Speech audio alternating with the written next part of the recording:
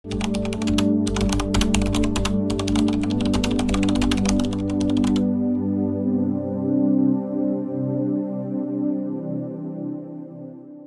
mo ba na ang mga pagkain kinakain mo sa almusal ay maaaring magpataas ng iyong risk ng stroke pagkatapos ng 70?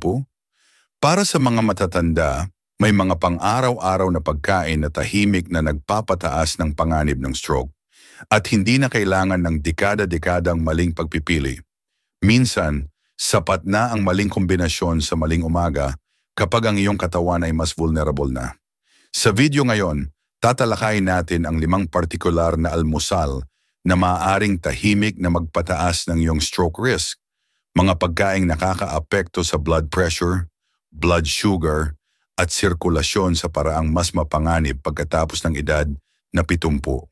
Kung nakaramdam ka na ng pagkaantok pagkatapos kumain, biglaang pagtaas o pagbagsak ng enerhiya, o napansin ang pagbabago sa ritmo ng iyong puso sa oras ng pagkain, maaaring ito ang dahilan.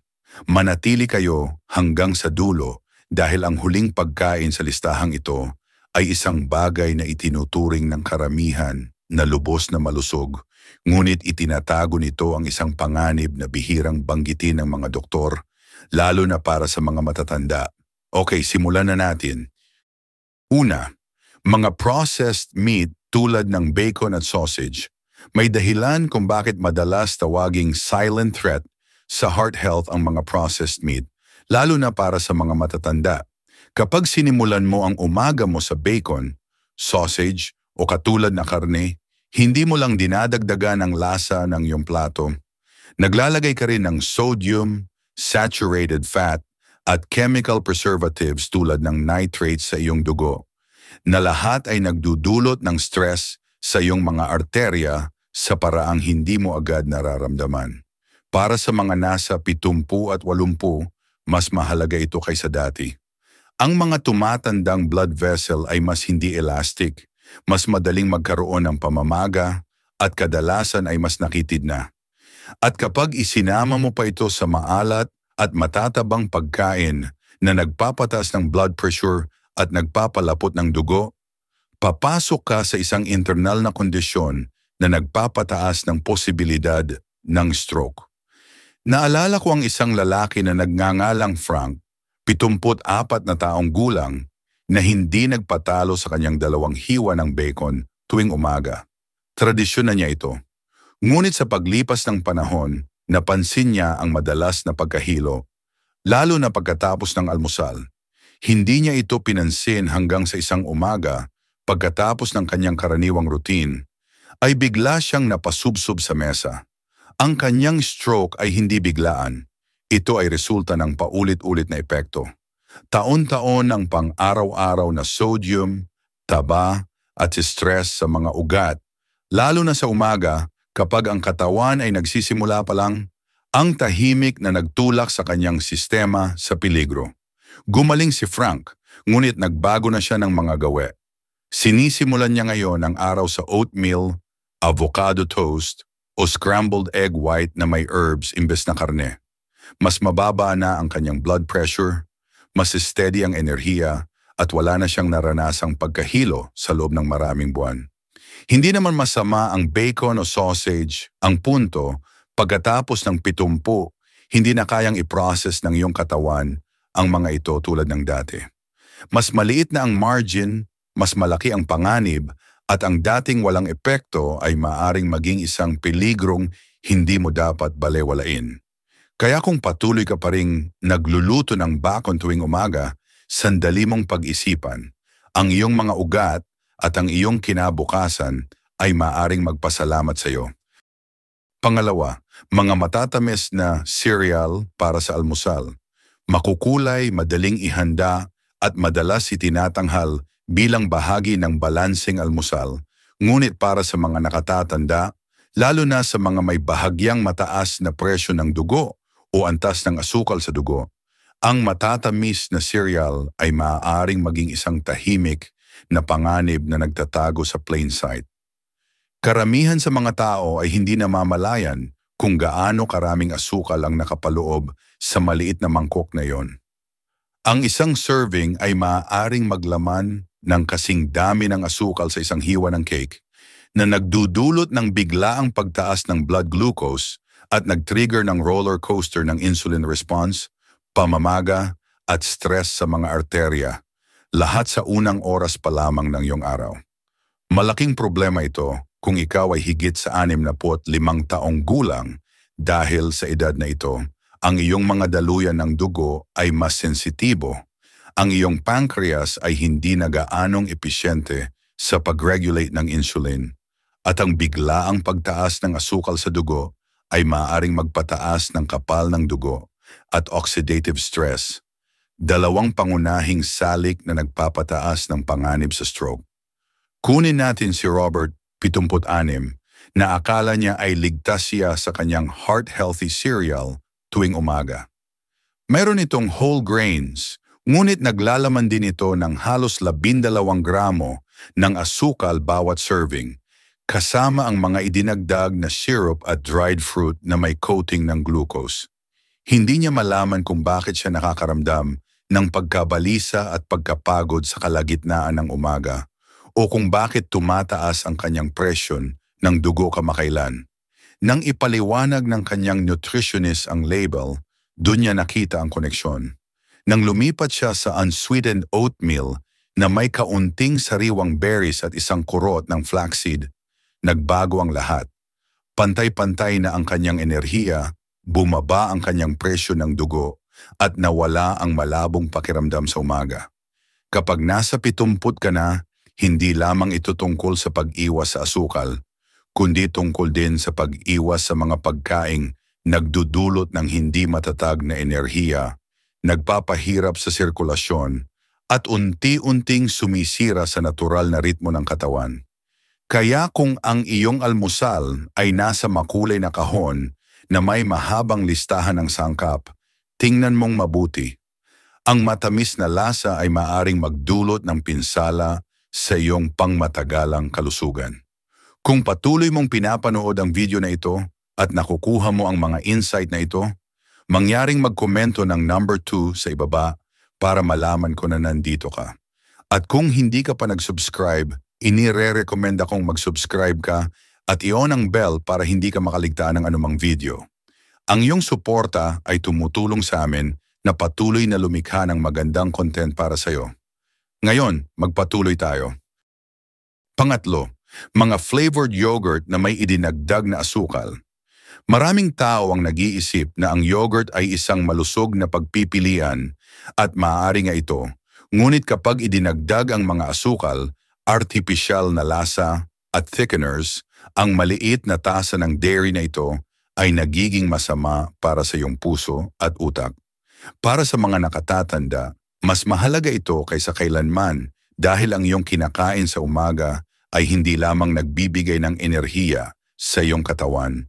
Tinutukoy din nito kung paano gumagana ang iyong mga daluyan ng dugo, kung paano nakakatanggap ng oxygen ang iyong utak, at kung gaano kahusay ang iyong katawan sa pagharap sa mga pangangailangan sa buong araw.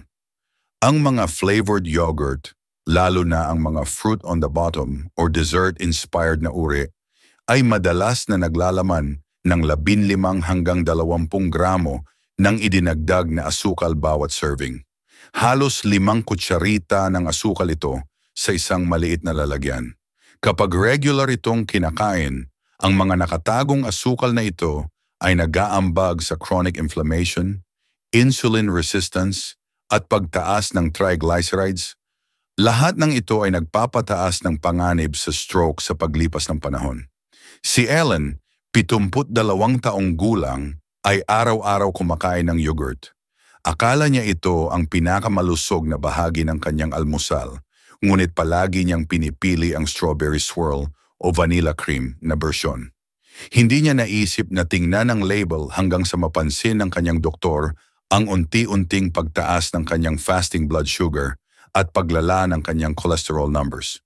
Nang lumipat siya sa plain Greek yogurt na may ilang hiwa ng saging o konting honey, bumuti ang kanyang mga numero. Hindi siya naging deprived, mas malinaw, mas matatag, at mas kontrolado ang kanyang pakiramdam. Ang problema ay hindi ang yogurt mismo, kundi ang mga sweetened, processed na bersyon na nag-aangking mabuti para sa iyong gut, ngunit palihim na nagpapabigat sa iyong sirkulasyon. Para sa isang taong higit sa 70, kahit ang maliliit na pang-araw-araw na gawi tulad nito ay nagkakasama-sama. At dahil magaan at malusog ang pakiramdam ng yogurt, madaling hindi pansinin ang epekto nito. Ngunit ang iyong mga arterya ay hindi nagkukulang, tumutugon ito sa bawat kutsara tuwing umaga. Kung bahagi ng iyong routine ang yogurt, gawin itong kapaki-pakinabang para sa iyo. Pumili ng unsweetened, whole milk na yogurt na may live cultures at lagyan ito ng natural na sangkap tulad ng prutas, cinnamon o ilang chopped nuts. Dahil kapag sinusubukan mong bawasan ang panganib ng stroke, hindi lamang ito tungkol sa pag-iwas sa masama, kundi tungkol din sa pagpili ng mga bagay na tunay na sumusuporta sa iyong katawan araw-araw. Pang-apat, mga muffin at pastry na binili sa tindahan. Malambot, matamis at madalas pakiramdam mo ay isang maliit na pabor sa sarili para simulan ang araw. Pero kapag hinawakan mo ang mga store-bought muffin or packaged Danish, maaring mas malaki ang pinsala kaysa sa inaakala mo, lalo na kung ikaw ay higit sa 70 taong gulang. Ang mga ito ay madalas nagawa sa pinong puting harina, artificial na pampalasa at mga industrial na mantika na mataas sa trans fats. Magkakasama, bumubuo sila ng mapanganib na trio na maaaring magpataas ng bad cholesterol, magpalala ng arterial plaque, at magdagdag ng panganib ng pamumuo ng dugo, mga pangunahing sanhi ng stroke sa mga matatanda. Ang mas malala ay kung paano kumilos ang mga pastry na ito sa loob ng iyong katawan. Ang mga refined carbs ay nagdudulot ng mabilis na pagtaas ng blood sugar na sinusundan ng pagbagsak na nag-iiwan sa iyong pagod, irritable, at kung minsan ay nanginginig. Kasabay nito, ang mga nakatagong taba ay nagdudulot ng pamamaga ng mga daluyan ng dugo at nagpapatigas ng mga arterya, unti-unting sumisira sa iyong sirkulasyon sa bawat kagat. May dahilan kung bakit madalas sabihin ng mga heart specialists, hindi ito tungkol sa calories, kundi sa mga sangkap. At sa isang pre-packaged muffin, karamihan sa mga sangkap na yon ay idinisenyo para sa shelf life, hindi para sa kalusugan ng puso. Halimbawa si Margaret, 75 taong gulang, na mahilig sa blueberry muffins mula sa kanyang lokal na grocery. Iniisip niya na mas mainam ito kaysa sa donut, kaya nagpapakasaya siya nito ng ilang beses sa isang linggo. Pero nang magkaroon siya ng minor stroke at dinala sa ospital, ipinakita sa kanya ng isang dietitian ang mga numero. Bawat muffin ay may higit sa 400 calories, 15 gramo ng asukal at halos isang araw na halaga ng saturated fat. Nagulat si Margaret. Akala niya ay mas matalinong pagpipilian ito at sa ilang paraan, iyon ang pinakanakakatakot. Kung gaano kadaling magmukhang acceptable ang mga pagkain ito. Ngayon, nagluluto na siya sa bahay minsan sa isang linggo gamit ang almond flour, mashed banana at oats. Tinatamasa pa rin ang tradisyon ng muffin pero walang nakakubling panganib. Kapag nasa 70 ka na, hindi tungkol sa pagiging perpekto, kundi sa pagiging aware. At kapag nalaman mo kung ano talaga ang nasa mga madadaling pastry na iyon, mas madali nang pumili ng isang bagay na sumusuporta sa iyong kalusugan, hindi nagdadagdag ng panganib. Kung nanonood ka pa rin ng video na ito at nakakatanggap ng mahahalagang impormasyon, mangyaring magkomento ng number 4 sa ibaba para malaman kung nandito ka. At kung hindi ka pa nakasubscribe, inire-recommenda kong mag-subscribe ka at i-on ang bell para hindi mo makaligtaan ang anumang video. Ang iyong suporta ay tumutulong sa amin na patuloy na gumawa ng magandang content para sa iyo. Ngayon, magpatuloy tayo. Panglima, instant noodles o high-sodium microwave breakfast bowls. Maaaring hindi mo iniisip ang instant noodles o microwave bowls bilang almusal, pero para sa maraming matatanda, lalo na ang mga nakatira ng mag-isa o naghahanap ng kaginhawahan, Ang mga mabilisang pagkain na ito ay unti-unting naging bahagi ng umaga. Madali lang, lagyan ng mainit na tubig or i-microwave. Pero ang problema ay hindi ang kaginhawahan, kundi ang mga nakakubli sa plastic container. Karamihan sa mga produktong ito ay puno ng sodium, minsan ay higit sa 100 mg sa isang serving. Iyon ay mahigit kalahati ng daily recommended intake para sa mga matatanda. At lahat iyon bago pa man mag-alas 9 ng umaga. At kapag idinagdag mo ang mga oras preservatives, flavor enhancers, at low-quality oils, mayroon kang halo ng mga sangkap na direktang nakakaapekto sa blood pressure, kapal ng dugo at sirkulasyon. Para sa isang taong higit sa 70, hindi ito simpleng numbers game, kundi kung paano tumutugon ang iyong katawan sa asin at additives. Pagkatapos ng mga dekada ng paggamit, mas mabagal na ang pagproseso ng iyong kidneys sa sodium, mas sensitibo ang iyong mga daluyan ng dugo, at kahit kaunting labis ay maaring magpahamak sa iyong sistema. Si Tom, 78 taong gulang, ay madalas kumain ng microwave breakfast burrito halos araw-araw. Mabilis at nakakabusog, pero sa paglipas ng panahon, lalong nahirapan kontrolin ang kanyang blood pressure kahit na may gamot. Nang pinasubaybayan siya ng doktor sa sodium intake, nakakagulat ang mga numero mula pa lamang sa almusal. Nang bawasan ni Tom at magsimulang maghanda ng simpleng pagkain gaya ng scrambled eggs with spinach o isang hiwa ng whole grain toast with avocado, nag-stabilize ang kanyang mga numero. Kumakain pa rin siya ng maayos, pero ngayon walang tahimik na cardiovascular risk ang kanyang mga pagkain. Ang aral dito ay hindi na gumamit ng microwave, kundi ang maging maingat sa kung ano ang iyong iniinit. Kung titingnan mo ang package at may mga sangkap na hindi mo mabigkas o sodium levels na katumbas ng isang bag ng chips, oras na para mag-reconsider. Pagkatapos ng 70, karapat-dapat ang iyong katawan sa mga pagkain na nagpapatibay sa iyo, hindi naglalagay sa panganib. At kasama rito ang iyong mga pinipili kapag pagod ka, nagmamadali o gusto mo lang ng madali. Ang maliliit na desisyong ito ay nagkakasama-sama. At pagdating sa pag-iwas sa stroke, hindi ito tungkol sa malalaking desisyon, minsan sa isang taon, kundi sa maliliit na pagpipili araw-araw. Pangwakas na mga pag-iisip. Habang tinatapos natin ito, maglaan ng ilang sandali para isipin ang iyong sariling umaga. Ano ang nasa iyong plato? Anong maliliit na gawi ang maaring hindi mo napapansin, mga bagay na tila hindi nakakasama, ngunit sa paglipas ng panahon ay maaring unti-unting makaapekto sa iyong kalusugan sa mga paraang hindi mo inaasahan. Ang 5 pagkain na ating tinalakay ngayon, processed meats, sugary cereals, flavored yogurts, store-bought pastries, at high-sodium instant meals, ay hindi lamang tungkol sa lasa o kaginhawahan. Ito ay tungkol sa mga pattern, mga gawi na maaaring sumuporta sa iyong katawan o unti-unting sumira nito. Ang magandang balita ay hindi ito tungkol sa pagkonsensya o pagiging perpekto, kundi tungkol sa kamalayan.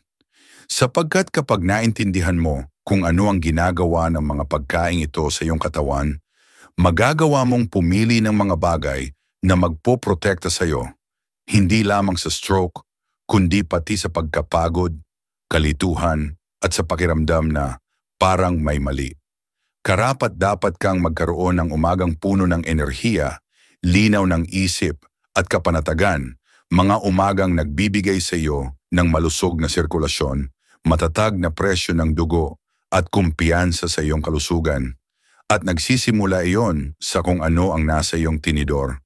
Kaya't maging ang pagpapalit ng sugary cereal sa steel-cut oats o pagpili ng nilagang itlog imbes na sausage, bawat maliliit na pagbabago ay mahalaga. Mas malaki ang kontrol mo kaysa sa iniisip mo at ang iyong katawan sa anumang edad ay may kakayahang magpagaling, magpatibay at protektahan ka mula sa anumang pinsala. Salamat sa pagsama mo sa amin ngayon. Gusto naming marinig ang iyong mga saloobin. Mag-iwan ng komento sa ibaba at ibahagi ang isang bagay na iyong natutunan at kung paano mo ito gagamitin sa iyong buhay. Mahalaga sa amin ang iyong mga iniisip, kaya huwag mag-atubiling ibahagi ang mga ito. Ang pagbabasa ng iyong mga komento ay nagbibigay sa amin ng malaking motibasyon at inspirasyon. Kung nagustuhan mo ang video na ito at nakatulong ito sa iyo, mangyaring i-like, mag-subscribe at i-share. Ang iyong suporta ay tutulong sa amin na patuloy na makalikha ng magagandang content upang magbigay kaalaman at mag-inspira sa iyo. Salamat sa panonood at inaasahan naming makita ka sa susunod na video.